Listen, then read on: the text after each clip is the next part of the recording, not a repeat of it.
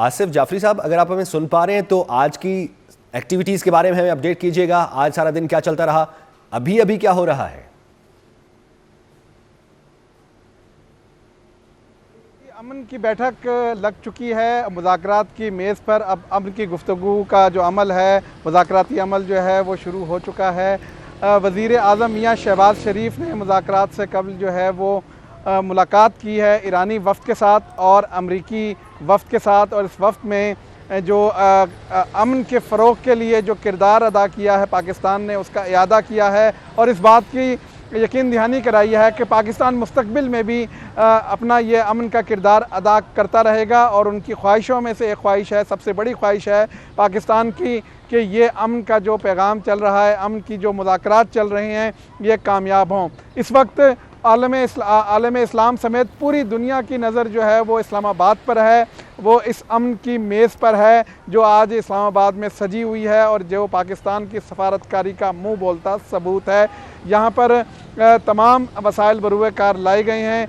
یہ جو وفود آئے ہیں ان کی سیکیورٹی کے لیے، اور اس کے ساتھ ساتھ دنیا بھر سے جو مندوبین آئے ہیں، جو صحافی آئے ہیں، اس امن کی میز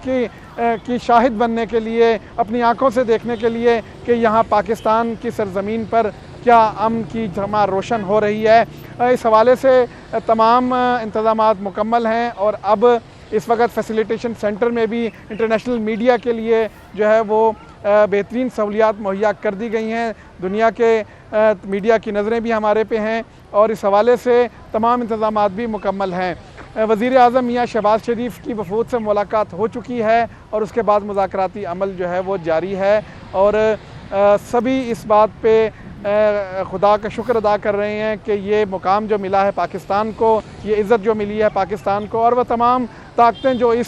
امن کے منصوبے کو سبوٹاژ کرنا چاہ رہی تھیں، ان کی خواہشیں دم توڑ گئی ہیں اور وہ سب جو ہیں ان کے ارادے ملیہ میٹ ہو گئے ہیں اور دونوں وفود آج یہاں پہنچ چکے ہیں اور مذاکراتی عمل کا حصہ بن رہے ہیں. جی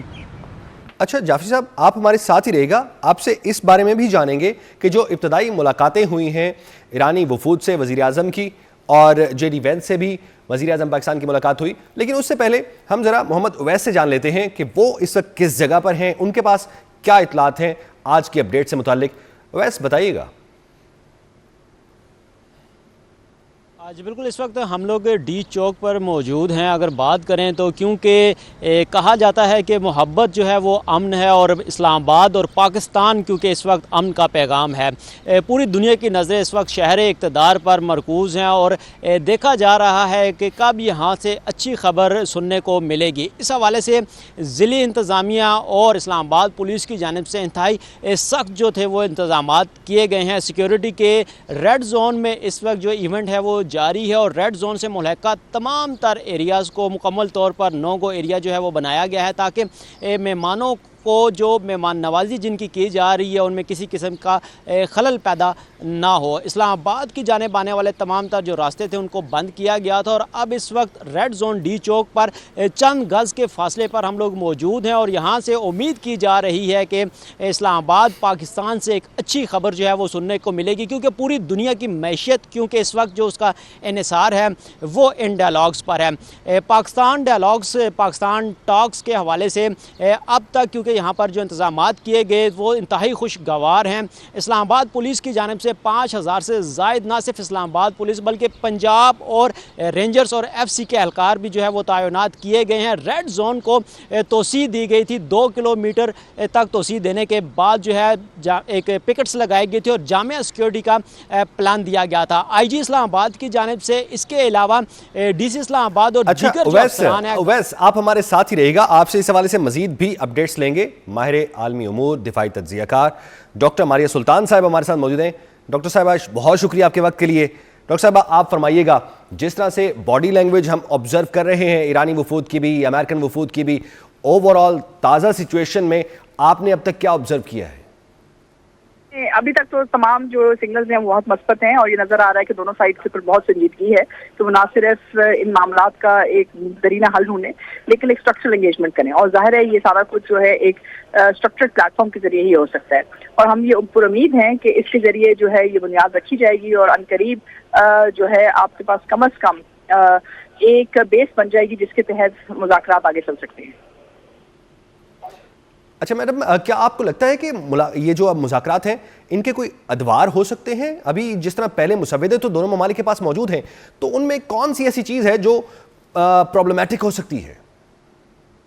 سب جو معاملات ہیں وہ ظاہر ہے اسٹیٹ آف ہرمز سے شروع ہوں گے، اسٹیٹ آف ہرمز پہ ختم ہوں گے، کیونکہ اصل بات یہی ہے کہ اسٹیٹ آف ہرمز کے اندر اصل بات تجارت ہے، اور تجارت کے ساتھ لنک ہے ایران کی سینکشنز، اور اگر ایران کی سینکشنز اٹھیں گی تو تجارت بحال ہوگی، اور اگر تجارت بحال ہوتی ہے تو ظاہر ہے اس میں ایران جو ہے بین الاقوامی سطح کے اوپر نہ صرف تیل کی منڈی کو اسٹیبلائز کر سکے گا لیکن باقی تمام کام بھی کر سکے گا۔ تو اسٹرکچرلی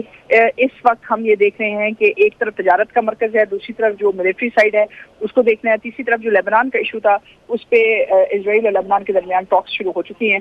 نیو یارک میں، اور انشاءاللہ تعالیٰ آپ پر امید ہے کہ ان ٹاکس کے ذریعے بھی کچھ نہ کچھ مثبت چیزیں نکلیں گی۔ میڈم بڑی خوش نصیبی ہے کہ آپ ہمارے ساتھ ہیں، چیزیں بہتر ہیں۔ اسی وقت کا میں فائدہ اٹھاتے ہوئے آپ سے تھوڑا سا یہ جاننا چاہوں گا کہ اوور آل اس وقت جو پکچر ہے دنیا کے سامنے ایران کی، جس طرح سے ایران نے ریزسٹنٹ کیا ہے وہ اب کس طرح سے ہے، اور جو ہم اگر بات کریں سپر پاور کی تو کیا وہ اس طرح سے امیج اس کا قائم ہے؟ قائم تو ہے، اس میں تو کوئی دو رائے نہیں ہے۔ دونوں سائڈ نے یہ بات دکھا دی ہے کہ وہ جنگ کو کسی بھی حد تک لے کے جا سکتے ہیں، لیکن اس کے ساتھ ساتھ دونوں نے یہ بھی دکھا دیا ہے کہ وہ بہت فریگمیٹک پاورز ہیں اور وہ نہیں چاہتے کہ وہ بے مقصد جنگ لڑیں۔ سو ان کا ریزولو سب کے سامنے ہے، عالمی جنگ کی کیپیسٹی بھی ان کے سامنے ہے، لیکن اس وقت ان کا یہاں موجودگی اور ان کی اس اعلیٰ سطح پہ موجودگی اس بات کی نشاندہی ہے کہ وہ سنجیدہ ہیں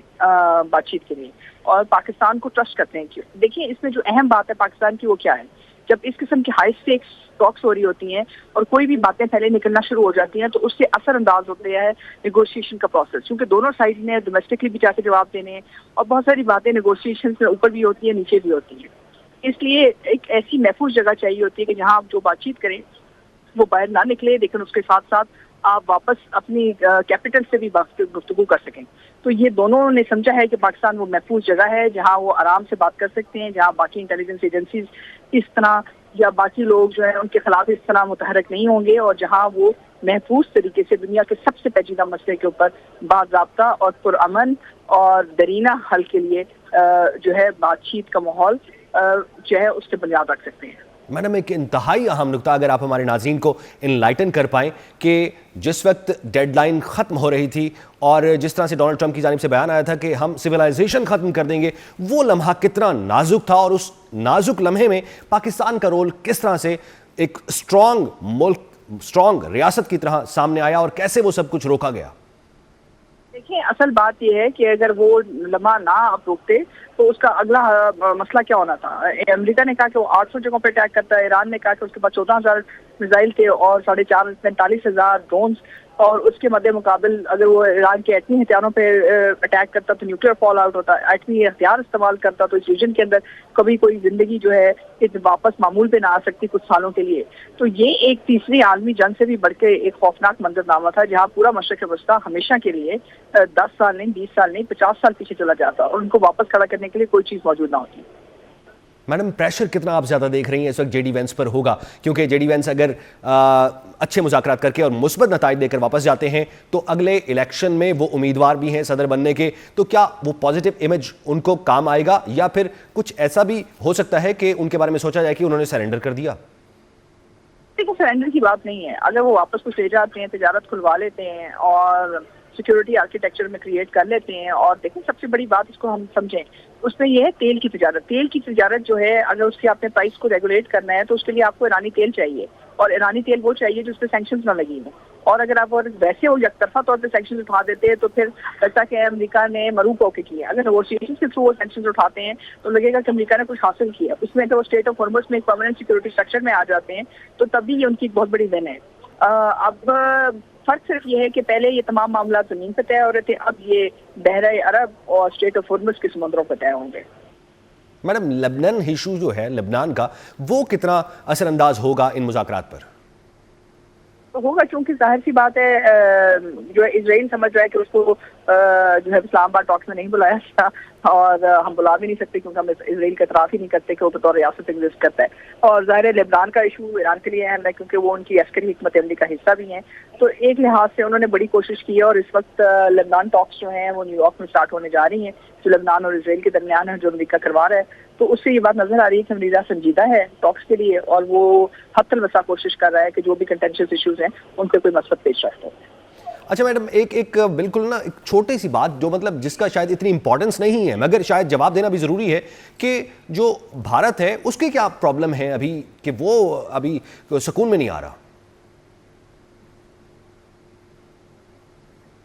وہ سیکورٹی کوریڈور تک چلا گیا. وہ سیکورٹی کوریڈور تو انہوں نے اسرائیل کے ساتھ یو اے ای کے ساتھ ابراہیم اکارڈز کی شیپ میں بنایا تھا. ابراہیم اکارڈز کا تو کوئی فیوچر نہیں ہے. وہ اپنے آپ کو تحفظ نہیں دے سکے تو مشرق وسطیٰ کو کیا تحفظ دیں گے؟ وہ اپنی تجارت کو نہیں بچا سکیں تو بحرۂ عرب کی تجارت کو اور اسٹریٹ آف ہارمز کی تجارت کو کیسے روک سکتے ہیں؟ اور اس لیے بھی ان کو اس وقت امریکہ کی ضرورت تھی. تو جنگ امریکہ نے اسرائیل کے ساتھ شروع کی، لیکن اب امن جو ہے امریکہ جو ہے اسرائیل کے لیے کروائے گا. تو یہ ایک فرق ہے. رائٹ میڈم، بہت بہت شکریہ، آپ نے اتنا قیمتی وقت ہمیں دیا ہے اور ہمارے ناظرین کو بھی انلائٹن کیا ہے کہ اس ایشو سے متعلق. اور ابھی ہمارے نمائندہ ہمارے ساتھ موجود ہیں عثمان، تو ان سے مزید جانتے ہیں عثمان کہاں پر ہیں اور ان کے پاس کیا اطلاعات ہیں اسلام آباد سے. عثمان بتائیے گا.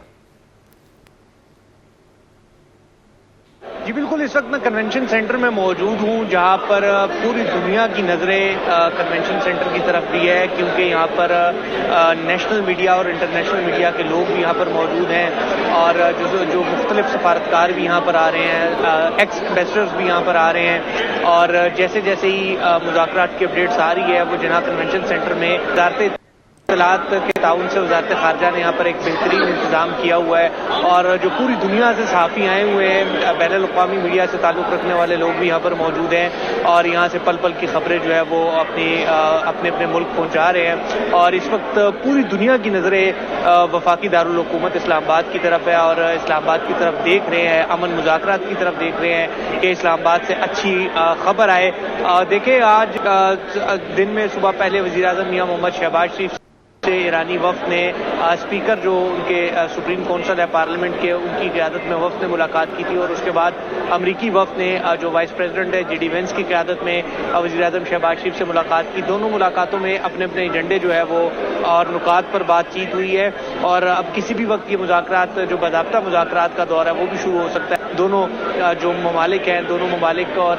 وہ بیٹھیں گے اور اپنے نکات پر اپنے ایجنڈے پر بات کریں گے، اور ساتھ ہی ساتھ وہاں سے جو اپڈیٹس ہے، جو لیٹسٹ سچویشن ہے وہ جناح کنونشن سینٹر پر بھی پہنچ رہی. یہاں پر اس وقت وزارت اطلاعات کی بھی، وزارت خارجہ کے اعلیٰ حکام بھی یہاں پر موجود ہیں، مختلف جو ڈیفنس اینالسٹ ہیں یا اس کے ساتھ جو دیگر تجزیہ کار ہے، بین الاقوامی صحافی، وہ بھی یہاں پر موجود ہے، اور نظریں جو ہے وہ لگائی ہوئی ہے کہ اچھی خبر جو ہے، ایک اچھی گڈ نیوز جو ہے، گڈ نیوز آنی چاہیے، چونکہ یہ صرف دو ممالک کی بات نہیں ہے، یہ پورے خطے میں امن سے متعلق ہے، اور پورے خطے میں جو ہے اگر امریکہ اور ایران کے مابین یہ مذاکرات کامیاب ہوتے ہیں تو پورے خطے میں امن بھی آئے گا، استحکام بھی آئے گا، دونوں پوری معیشت میں بھی جو ہے وہ فرق پڑے گا، چونکہ یہ ڈائیلاگس کے لیے پوری دنیا سے صحافی آئے ہیں، اور ان کے لیے پھر یہاں پر ایک فیسیلیٹیشن سینٹر کا قیام کیا گیا ہے. ان کے لیے یہاں پر تمام تر سہولیات موجود ہیں تاکہ وہ اپنے اپنے ممالک کو یہاں سے جو پازیٹیو خبریں ہیں وہ وہاں پر پہنچائیں. اور اس مذاکرات میں چونکہ بہت ایک پازیٹیو ہے، اور یہاں پر سامنے یہاں پر موجود کر رہے ہیں کہ جیسے یہ مذاکرات شروع ہوں گی اس کی لیٹسٹ اپڈیٹ آئے گی، اور پھر ظاہر سی بات ہے یہ مذاکرات آج بھی اس کی امید ہے کہ چلیں گے، اور کل تک یہ مذاکرات شاید جائیں اور اس کے بعد ہی کوئی حتمی نتائج سامنے آئیں گے. مگر ابھی تک ہمارے یہاں پر جتنے بھی جو بین الاقوامی صحافی ہیں یا پھر سابق سفارتکار ہیں، ان سے جو ہماری بات ہوئی ہے بڑے پر امید نظر آ رہے ہیں، اور سب کا یہی کہنا ہے کہ یہ مذاکرات بڑے اہم ہیں اور یہ مذاکرات کامیاب بھی ہونے چاہیے. یہ صرف دو ممالک یا تین ممالک کی بات نہیں ہے، یہ پورے خطے پر اس کا اثر پڑے گا، اور اس کے لیے اس کا کامیاب ہونا بہت لازمی ہے. اور اس کے ساتھ ساتھ پاکستان کا جو ایک پازیٹیو امیج ہے اس پر بھی بڑی یہاں پر بات ہو رہی ہے، اور جو بین الاقوامی صحافی یہاں پر آئے ہوئے ہیں جو کہ مختلف دنیا کی بڑی بڑی آرگنائزیشن سے ان کا تعلق ہے، وہ بھی یہاں پر بات بالکل. عثمان، جس طرح سے آپ بتا رہے ہیں کہ پوری دنیا کی نظریں کنونشن سینٹر پر ہیں اور آپ کنونشن سینٹر میں موجود ہیں، ہماری نظریں آپ پر ہیں، ہمیں اطلاعات آپ دے رہے ہیں. آصف جعفری صاحب کی طرف بھی آؤں گا، لیکن ان کی طرف جانے سے پہلے میں ملیحہ لودھی صاحب کی طرف آؤں گا.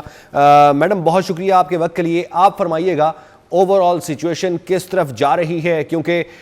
جس طرح سے باڈی لینگویج ہم دیکھ رہے ہیں دونوں ممالک کے وفود کی، وہ تو بہت پازیٹیو جیسچر دے رہے ہیں.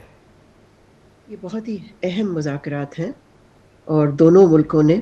بہت ہی ہائی پاور ڈیلیگیشنز بھیجے ہیں ان ٹاکس کے لیے، اور لگتا یہ ہے کہ دونوں طرف سے ان ڈیلیگیشنز کی سینیورٹی یہی انڈیکیشن دے رہی ہے کہ دونوں طرف سیریسنس ہے، دونوں سائڈز چاہتے ہیں کہ کسی قسم کی انڈرسٹینڈنگ ہو، سمجھوتا ہو، جس سے کہ جنگ پھر سے شروع نہ ہو. لیکن جو اس وقت مذاکرات پہ آپ کہہ سکتے ہیں کہ ایک شیڈو ہے، وہ ہے اسرائیل کی جو ایکشنز ہیں. اس لیے کہ اسرائیل جس طرح سے حملے کر رہا ہے لبنان پہ، جس میں کہ 300 سے زیادہ لوگ شہید بھی ہو چکے ہیں، اس سے تو یہی لگتا ہے کہ اسرائیل سیبوٹاج کرنا چاہتا ہے مذاکراتی عمل کو، پیس پروسیس وہ نہیں چاہتا. اور اسی لیے ایران نے بار بار کہا ہے کہ اسرائیل کو روکا جائے، اور واقعی یہ ضروری ہے امریکہ کے لیے کہ اسرائیل کو وہ روکیں،